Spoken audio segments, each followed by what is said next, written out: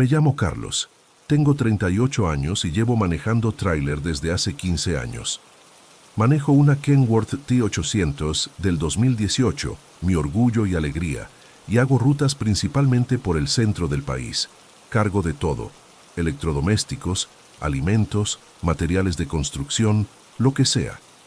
Una de mis rutas más frecuentes es desde Guadalajara hasta Veracruz, pasando por el Estado de México.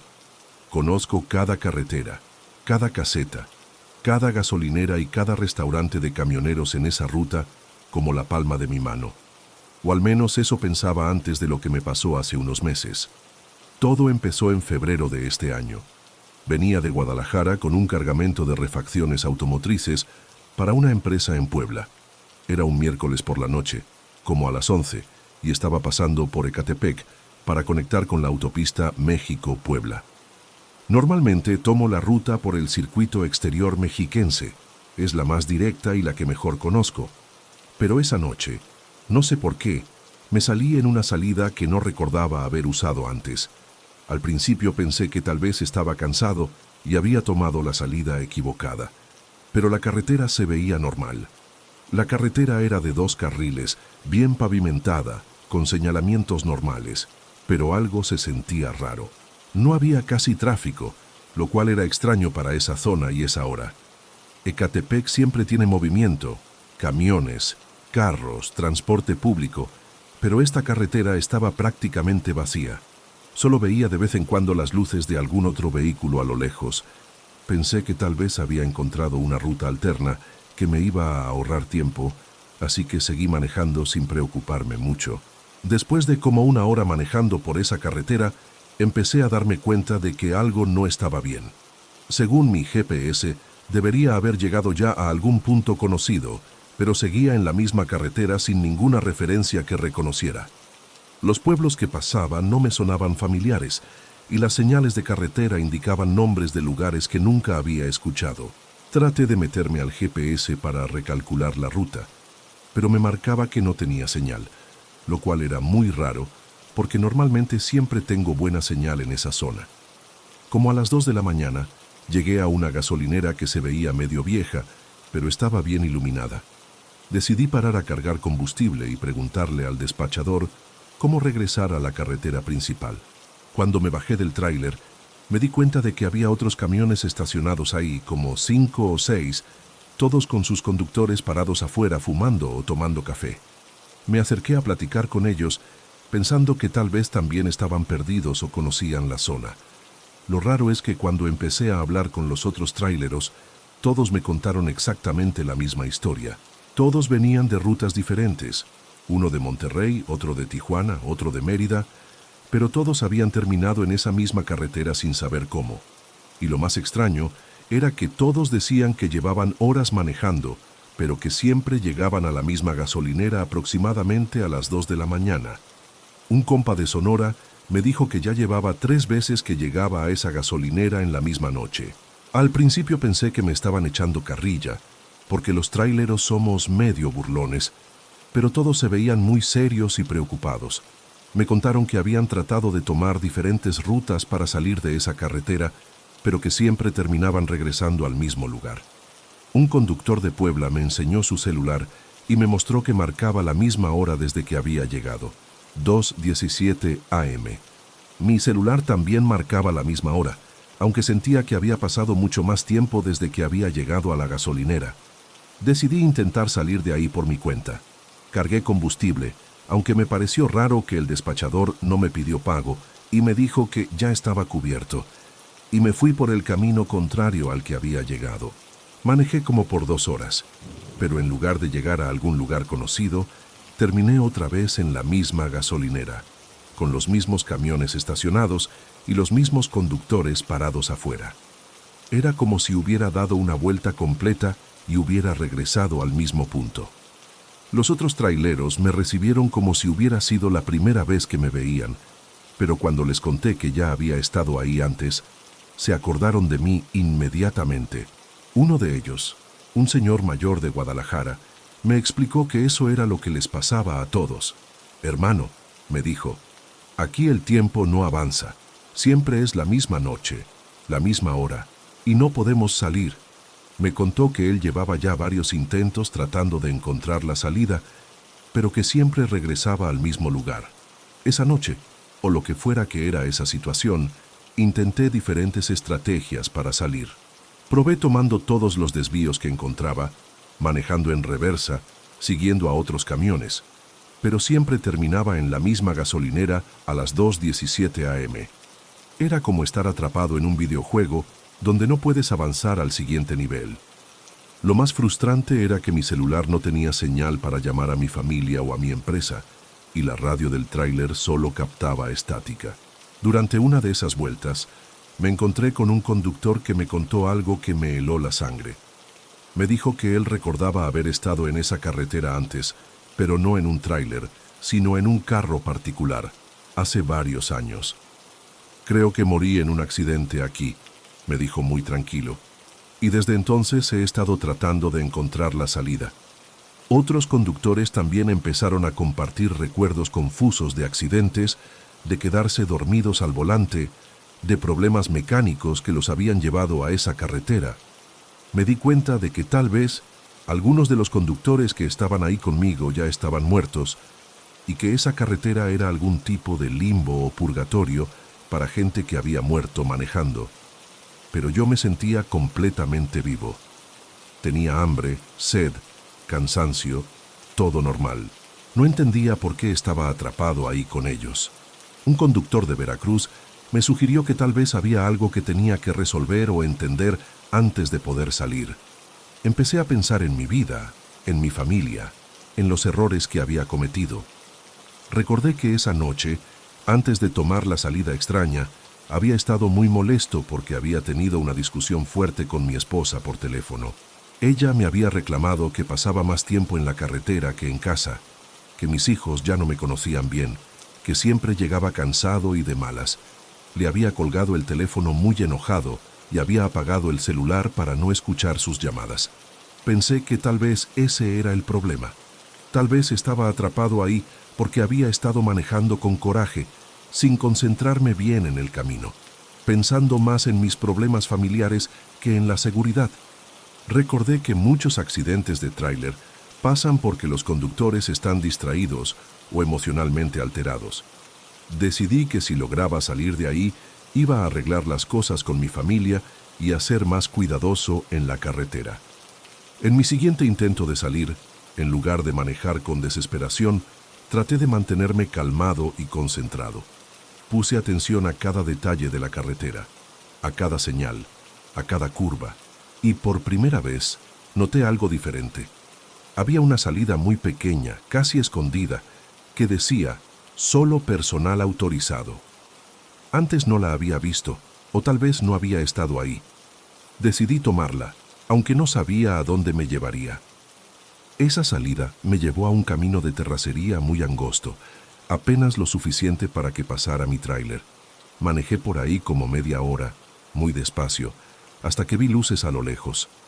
Conforme me acerqué, me di cuenta de que eran las luces de la caseta de cobro del circuito exterior mexiquense, exactamente donde debería estar. Era como si hubiera regresado a la realidad después de estar en una dimensión paralela. Mi celular inmediatamente recuperó la señal y empezó a sonar con llamadas perdidas de mi esposa. Cuando revisé la hora, eran las 3:30 a.m. del jueves, pero según mis cálculos, había estado atrapado en esa carretera como por 6 horas. Sin embargo, el tiempo real que había pasado era solo como de 2 horas desde que había tomado la salida equivocada. Era como si el tiempo hubiera estado distorsionado en esa carretera. Llamé inmediatamente a mi esposa para disculparme por la discusión y para decirle que la amaba. Ella se sorprendió mucho porque no era mi costumbre llamar a esas horas solo para disculparme. Desde esa noche, he pasado muchas veces por Ecatepec, pero nunca he vuelto a ver esa salida que me llevó a la carretera extraña. He preguntado a otros traileros si conocen alguna carretera rara por esa zona, y algunos me han contado historias parecidas, de caminos que aparecen y desaparecen, de conductores que se pierden por horas en rutas que no deberían existir. Pero la mayoría piensa que son puras leyendas urbanas o cansancio de manejar tanto. Egon, te voy a ser honesto. No sé si realmente estuve atrapado en una carretera paranormal o si fue algún tipo de alucinación por el estrés y el cansancio, pero lo que sí sé es que esa experiencia me cambió. Ahora soy más cuidadoso manejando, especialmente cuando estoy molesto o preocupado. También mejoré mucho mi relación con mi familia, porque me di cuenta de que la vida puede cambiar en un segundo y que no vale la pena desperdiciar tiempo peleando con la gente que amas. A veces, cuando manejo de noche por carreteras solitarias, recuerdo a los otros conductores que estaban atrapados en esa gasolinera. Me pregunto si algunos de ellos lograron salir o si siguen ahí, repitiendo la misma noche una y otra vez. Y me pregunto si yo realmente salí o si esto que creo que es mi vida normal es solo otra parte del mismo bucle, pero más elaborada. Pero prefiero no pensar mucho en eso, porque si empiezo a dudar de la realidad, puedo volverme loco. Si decides contar esta historia en tu canal, no menciones mi nombre real ni mi empresa de transporte, porque no quiero que mis jefes piensen que estoy inventando excusas raras para retrasos en las entregas. Pero sí quiero que otros conductores sepan que deben tener mucho cuidado cuando manejan alterados emocionalmente, porque tal vez existen lugares donde puedes quedar atrapado si no estás completamente presente en lo que estás haciendo. La carretera ya es suficientemente peligrosa sin agregarle dimensiones paranormales al asunto. ¿Qué tal, Egon? Mi nombre es Carmen. Tengo 28 años y trabajo como enfermera en el Hospital General de Zona del IMSS, aquí en la Ciudad de México. Llevo 5 años trabajando en el turno nocturno, de 10 de la noche a 6 de la mañana, en el área de urgencias. Es un trabajo muy pesado, pero me gusta ayudar a la gente, y el sueldo está decente con las guardias nocturnas. Como vivo en la colonia del Valle y el hospital está en la Doctores, normalmente tomo el metro para ir al trabajo, pero para regresar a casa uso taxi porque sale muy tarde y ya no hay metro. Nunca me había pasado nada raro en todos estos años, hasta una noche de abril que me cambió la perspectiva de muchas cosas. Esa noche había sido particularmente pesada en urgencias. Habíamos recibido como 15 pacientes de un accidente múltiple en periférico, más los casos normales de una noche de viernes. Salí del hospital como a las 6:30 am, súper cansada, con ganas de llegar a mi casa y dormir todo el día. Había varios taxis esperando afuera del hospital, como siempre, pero por alguna razón todos estaban ocupados o ya se iban con otros pasajeros. Me quedé esperando como 10 minutos hasta que llegó un taxi libre. Era un Tsuru blanco, modelo viejo pero se veía en buen estado. El conductor era un señor mayor, como de 60 años, muy educado, con camisa blanca y chaleco gris. Me saludó muy amable y me preguntó a dónde iba. Le di mi dirección en la del Valle y arrancamos. Al principio todo parecía normal. Tomó la ruta que normalmente toman todos los taxistas: salir del hospital, agarrar Doctor Balmis y de ahí conectar con Insurgentes hacia el sur. Pero mientras manejaba, empecé a notar cosas raras. Lo primero que me llamó la atención fue que cuando volteaba hacia el espejo retrovisor para ver el tráfico de atrás, no podía ver la cara del conductor reflejada. Veía perfectamente el asiento del conductor, el volante, mis propias manos, pero donde debería estar su cabeza no había nada. Al principio pensé que era por el ángulo del espejo o porque estaba muy cansada, pero cuando me fijé mejor, definitivamente no se reflejaba.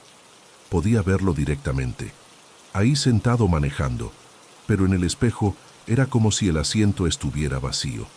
También noté que el taxímetro no estaba prendido, cosa que me pareció rara porque todos los taxis del DF siempre lo prenden.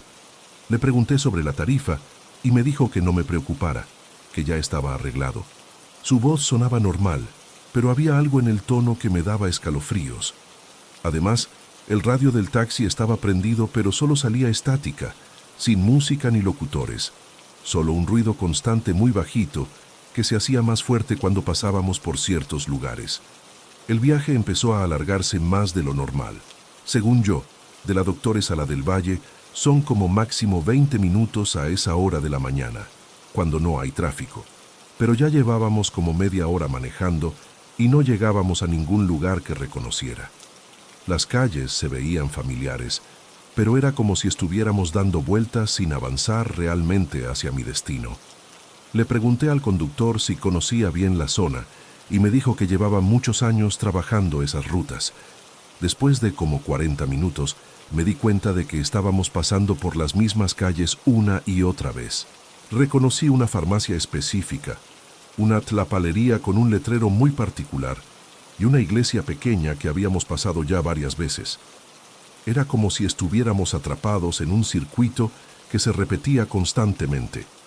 Le dije al conductor que ya habíamos pasado por esos lugares, y él me contestó que era imposible, que él sabía perfectamente por dónde íbamos.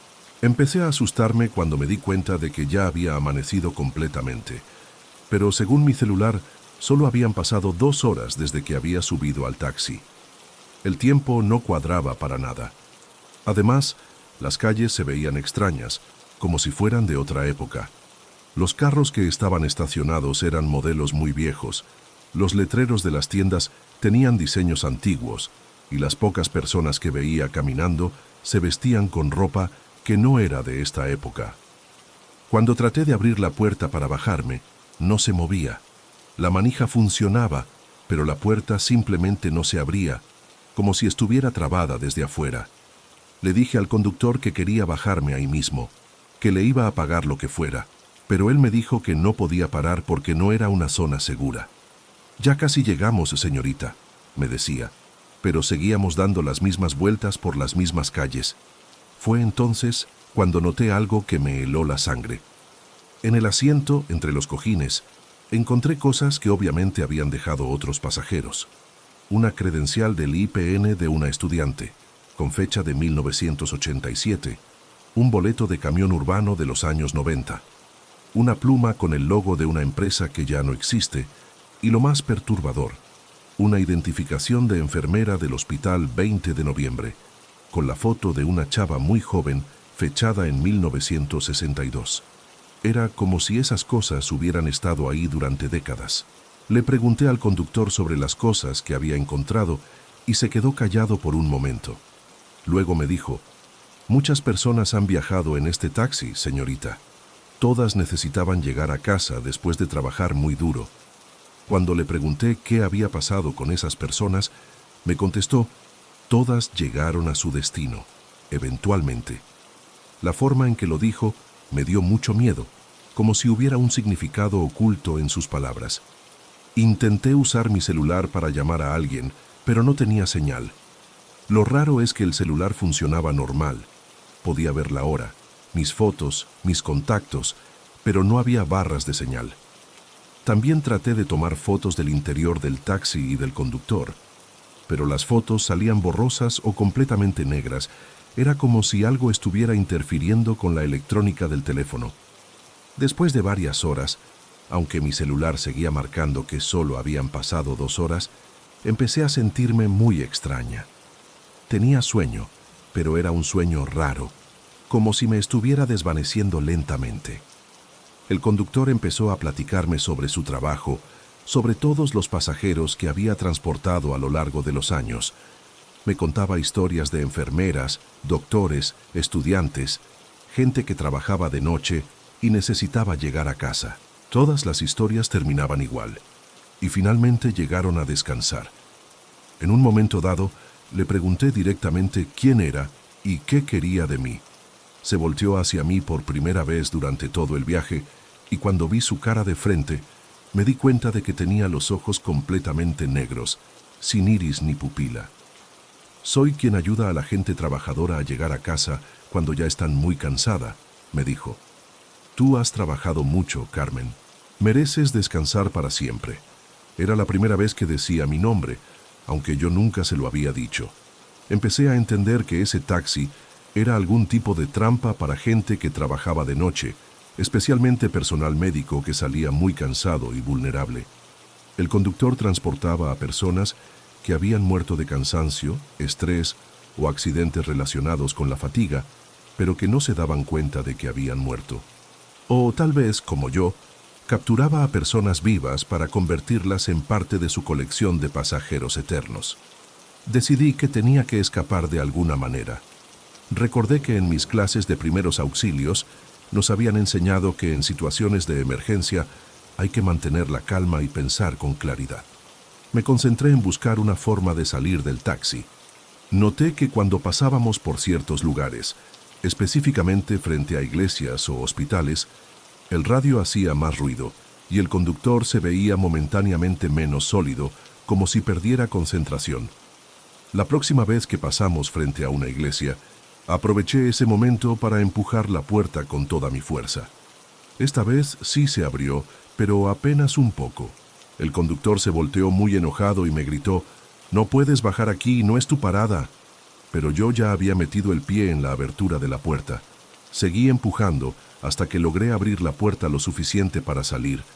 Pero cuando salté del taxi, en lugar de caer en la banqueta, caí en el piso de mi propio departamento. Estaba en mi sala, con el uniforme de enfermera puesto, como si hubiera llegado normalmente a mi casa. Revisé mi celular y marcaba las 7:15 a.m., que sería el tiempo normal para llegar a casa después del turno. Pero tenía mensajes de texto de mis compañeras de trabajo preguntándome dónde estaba, porque al parecer nunca había llegado al hospital la noche anterior. Según mi jefa de piso, no me había presentado a trabajar y no había avisado. Revisé mis bolsillos y encontré las cosas que había recogido del asiento del taxi: la credencial vieja, el boleto de camión, la identificación de la enfermera de 1962. También tenía un recibo de taxi con fecha de 1962 que decía: servicio completado, destino, descanso eterno. Me di cuenta de que tal vez había estado a punto de convertirme en una de esas personas que nunca llegaron a casa, que se quedaron atrapadas viajando para siempre en ese taxi. Esa misma tarde, fui al hospital para explicar lo que había pasado, pero nadie me creyó. Mi jefa pensó que había tenido algún tipo de crisis nerviosa por el estrés del trabajo. Me dieron unos días de descanso y me recomendaron ver al psicólogo del hospital, pero yo sabía lo que había vivido. Durante los siguientes días investigué sobre las personas cuyas pertenencias había encontrado en el taxi. La enfermera de la identificación de 1962 se llamaba Rosa María Gutiérrez. Busqué en los archivos del hospital y encontré que había desaparecido una noche cuando salía de su turno. Nunca llegó a su casa y nunca encontraron su cuerpo. La estudiante del IPN también había desaparecido en circunstancias similares. Salió de clases nocturnas y nunca llegó a su casa. Empecé a sospechar que había muchas más personas que habían desaparecido de la misma manera a lo largo de las décadas. Desde esa experiencia, nunca más tomé taxis cuando salgo del hospital. Ahora me voy en metro hasta que cierra, y cuando no alcanza, le pido a algún compañero que me dé ride o me quedo a dormir en el hospital. También cambié mi turno para no trabajar de noche, aunque eso significó ganar menos dinero. Pero prefiero estar segura que arriesgarme a encontrarme otra vez con ese taxi. A veces, cuando salgo tarde de algún lugar, veo taxis que se ven como el que me recogió esa noche. Siempre me fijo en el conductor para ver si se refleja en el espejo retrovisor. Hasta ahora no he vuelto a ver uno igual, pero sé que está ahí, en alguna parte de la ciudad, recogiendo a gente trabajadora y cansada que solo quiere llegar a casa. Y me pregunto cuántas personas han desaparecido en ese taxi a lo largo de los años, creyendo que iban camino a casa, cuando en realidad iban camino a algo mucho peor. Eagon, si decides contar esta historia, por favor no menciones mi nombre real ni el hospital donde trabajo. No quiero que mis compañeros piensen que estoy loca o que me invento excusas para no trabajar de noche. Pero sí quiero que la gente sepa que tenga cuidado con los taxis que toman muy tarde o muy temprano, especialmente si notan algo raro en el conductor. A veces es mejor caminar, esperar el transporte público o quedarse donde están, que subirse a un vehículo que podría llevarlos a un lugar del que nunca van a regresar.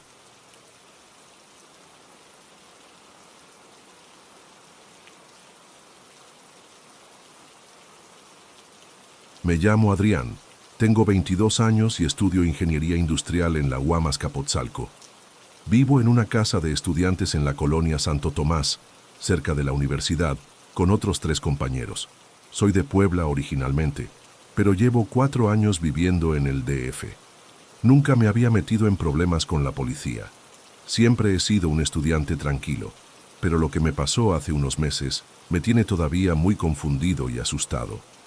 Es algo que no le he contado a nadie, ni siquiera a mis papás, porque sé que van a pensar que estoy loco o que ando metido en drogas. Todo pasó un sábado por la noche en octubre del año pasado. Había ido a una fiesta en casa de unos amigos de la carrera en la colonia Lindavista. Era una fiesta normal, nada loco, solo música, algunas chelas y platicando con los compañeros. Como a las 2 de la mañana decidí irme porque tenía que estudiar el domingo para un examen de resistencia de materiales. Mis compañeros se querían quedar hasta más tarde, así que me fui solo. Tomé el metro hasta la estación Deportivo 18 de marzo y de ahí caminé hacia mi casa, que está como a 15 minutos. Iba caminando por la avenida Cuitláhuac, escuchando música en mis audífonos, cuando de repente vi las luces de una patrulla que se acercaba por atrás. Al principio no le di importancia porque pensé que iba a pasar de largo. Pero la patrulla se detuvo junto a mí y se bajaron 2 policías. Uno era un tipo mayor, como de 40 años, güero, con bigote. El otro era más joven, moreno, como de 30. Los 2 traían uniformes normales de la policía del DF, con sus placas, radios, pistolas, todo en orden. El policía mayor me pidió mis documentos y me preguntó qué andaba haciendo en la calle a esas horas. Le expliqué que venía de una fiesta y que iba a mi casa. Le enseñé mi credencial de estudiante y mi INE. Todo normal hasta ahí, porque es típico que los policías paren a los chavos de noche para revisarlos. Pero mientras hablaba con ellos, empecé a notar algo muy raro. Estábamos parados bajo un poste de luz muy brillante, y yo podía ver mi sombra claramente en el pavimento. Pero los 2 policías no tenían sombra. Era como si la luz los atravesara sin proyectar ninguna imagen en el suelo. Al principio pensé que era por el ángulo de la luz o algo así, pero cuando me moví un poco para verificar, definitivamente no tenían sombra. Era súper extraño, porque se veían completamente sólidos y normales, pero la luz no los afectaba para nada. Traté de no mostrar que había notado algo raro, pero creo que se dieron cuenta porque el policía joven me preguntó si me pasaba algo, que por qué los veía tan raro. Me dijeron que tenían que llevarme a la estación para verificar mis datos, porque según ellos había reportes de robos en la zona y necesitaban descartar que yo estuviera involucrado. Eso me pareció muy raro porque yo no había hecho nada malo. Pero en México es normal que los policías se inventen pretextos para molestarte. Así que no me sorprendió tanto. Me subieron a la patrulla, yo en el asiento trasero, y arrancamos hacia lo que dijeron que era la estación más cercana. Durante el trayecto, traté de fijarme en la ruta que tomaban para saber dónde estaba, pero empezaron a manejar por calles que no conocía, aunque llevaba años viviendo en esa zona. Además, el radio de la patrulla hacía ruidos muy raros, no como las comunicaciones normales de la policía, sino como interferencia constante con voces muy lejanas que no se entendían. Los policías no hablaban entre ellos, solo manejaban en silencio, lo cual también me pareció extraño. Después de como media hora, llegamos a lo que parecía ser una estación de policía normal. Era un edificio de 2 pisos, con el logo de la SSPDF, patrullas estacionadas afuera y policías entrando y saliendo. Se veía completamente legítimo. Me bajaron de la patrulla y me llevaron adentro. El interior también se veía normal. Escritorios, computadoras, policías trabajando, detenidos esperando en bancas. Pero había algo en el ambiente que se sentía muy pesado, como si el aire fuera más denso de lo normal. Me sentaron en una banca junto a otros detenidos y me dijeron que esperara mientras verificaban mis datos. Ahí fue cuando empecé a platicar con los otros chavos que estaban esperando. Había como 6 personas, 3 estudiantes como yo, una chava que parecía oficinista y 2 señores mayores. Todos decían que los habían detenido por razones similares: revisiones de rutina, verificación de datos, sospechas sin fundamento. Pero lo raro era el tiempo que llevaban esperando. Un chavo que se llamaba Miguel me dijo que llevaba 3 días esperando a que verificaran sus datos. Otro, que se llamaba Fernando, me dijo que llevaba una semana. Pero lo más loco era que una chava llamada Patricia me dijo que llevaba ahí desde 2018, esperando que resolvieran su caso. Al principio pensé que me estaba echando carrilla, pero se veía muy seria. Me mostró su credencial de estudiante de la UNAM, con fecha de 2018. Y se veía exactamente igual que cuando la habían detenido, como si no hubiera envejecido nada en todos esos años. Todos los detenidos se veían extrañamente iguales a como habían llegado, sin importar el tiempo que llevaran ahí. No se veían cansados, hambrientos o sucios, como sería normal después de estar detenidos tanto tiempo. Era como si el tiempo no pasara para ellos, o como si estuvieran congelados en el momento en que habían llegado. Cuando les preguntaba sobre sus familias, todos me decían que sus papás los debían estar buscando, pero que no entendían por qué no habían venido por ellos. Patricia me contó que había intentado escapar varias veces, pero que cada vez que llegaba a la puerta, aparecía un policía para regresarla a la banca. Me dijo que había notado que los policías de esa estación tampoco tenían sombra, igual que los que me habían detenido a mí. Es como si no fueran reales, me dijo, pero pueden tocarte y detenerte como si fueran normales. También me contó que nunca había visto que llegara comida, que nadie los llevaba al baño y que nunca tenían sueño, como si sus cuerpos hubieran dejado de funcionar normalmente. Decidí probar algo. Me levanté de la banca y caminé hacia la ventana para ver afuera. Lo que vi me confirmó que algo estaba muy mal. Afuera era de día, con sol brillante, pero cuando había llegado era de madrugada. Además, desde la ventana podía ver que estábamos en medio de un lote baldío. No había calles pavimentadas, ni otros edificios, ni patrullas estacionadas. Solo tierra, maleza y algunos escombros. Era como si la estación existiera en una realidad diferente a la del exterior. Cuando le comenté esto a los otros detenidos, Miguel me dijo que él también lo había notado. Durante el día, este lugar no existe, me explicó. Solo aparece de noche, y solo para la gente que detienen los policías sin sombra. Fernando añadió que había logrado ver por la ventana durante diferentes horas y que efectivamente durante el día el lugar era solo un terreno vacío, pero que de noche se convertía en una estación de policía completamente funcional. Empecé a entender que estábamos atrapados en algún tipo de dimensión paralela o limbo, donde policías fantasma o entidades que se hacían pasar por policías retenían a personas inocentes indefinidamente. No sabía cuál era el propósito, pero era claro que una vez que te llevaban ahí era muy difícil salir. Todos los detenidos habían sido estudiantes o trabajadores jóvenes que andaban solos de noche, gente vulnerable que nadie notaría inmediatamente si desaparecía. Esa noche, o lo que fuera que representara la noche en ese lugar, decidí intentar escapar. Esperé a que hubiera menos policías en el área y me dirigí hacia la puerta principal. Como había dicho Patricia, inmediatamente apareció un policía para detenerme, pero esta vez me fijé bien en él. Se veía sólido y real, pero cuando puse atención, pude ver a través de él, como si fuera una proyección. Le grité que sabía que no era real, que sabía que ese lugar no existía, y por un momento se desvaneció como humo. Aproveché esa confusión para correr hacia la puerta. Logré salir del edificio, pero afuera todo era diferente.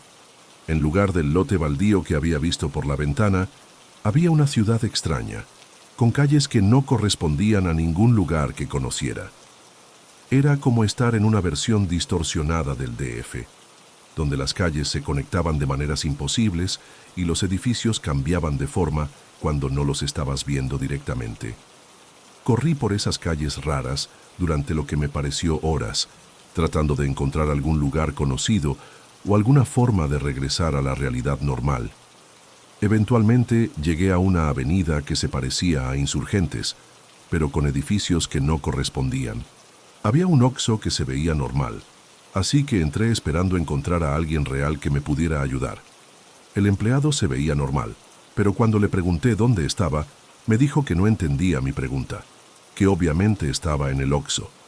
Le pregunté qué hora era y me dijo que eran las 3:30 am. Revisé mi celular y efectivamente marcaba esa hora, pero también marcaba la misma fecha en que me habían detenido. Era como si no hubiera pasado tiempo, aunque yo sentía que habían pasado días en esa estación. Salí del Oxxo y seguí caminando, y gradualmente las calles empezaron a verse más normales, más parecidas al DF real. Finalmente llegué a una calle que reconocí, cerca de mi casa. Cuando llegué a la casa de estudiantes, mis compañeros estaban despiertos, preocupados porque no había llegado a dormir. Me dijeron que eran las 4 am del domingo, solo 2 horas después de que me había ido de la fiesta. Según ellos, yo había estado desaparecido solo 2 horas, pero para mí habían pasado mucho más tiempo en esa estación extraña. Durante los siguientes días, regresé al lugar donde creía que estaba la estación para verificar si realmente era un lote baldío. Efectivamente, durante el día no había nada ahí, solo un terreno vacío con algunos escombros y maleza. Pregunté a los vecinos sobre el terreno y me dijeron que llevaba años así, que nunca había habido ningún edificio ahí. Pero una señora mayor me comentó que a veces de noche veía luces raras en ese terreno, como si hubiera actividad, aunque durante el día siempre estaba vacío. También investigué sobre desapariciones de estudiantes en esa zona. Encontré varios casos de chavos que habían desaparecido de noche en circunstancias similares, saliendo de fiestas, caminando solos, sin dejar rastro. Algunos habían aparecido días después sin recordar dónde habían estado. Otros nunca habían regresado. Me pregunto si Miguel, Fernando, Patricia y los otros siguen ahí, en esa estación que solo existe de noche, esperando que alguien verifique unos datos que nunca van a ser verificados. Desde esa experiencia, nunca camino solo de noche. Siempre me voy con alguien más, o me quedo donde esté hasta que amanezca. También evito completamente esa zona, especialmente de noche. A veces tengo pesadillas donde estoy de vuelta en esa banca, esperando indefinidamente junto a personas que llevan años atrapadas ahí, y me pregunto si realmente logré escapar, o si esto que creo que es mi vida normal es solo otra parte de la misma trampa. Eagon, si decides contar esta historia, por favor no menciones mi nombre real ni la universidad donde estudio. No quiero que mis papás se enteren y se preocupen, o que piensen que ando metido en problemas. Pero sí quiero que otros estudiantes sepan que tengan cuidado con los policías que los detengan de noche, especialmente si notan algo raro en ellos. A veces es mejor correr y arriesgarse a meterse en problemas reales, que seguir a policías que podrían no ser lo que parecen y llevarte a un lugar del que tal vez nunca regreses.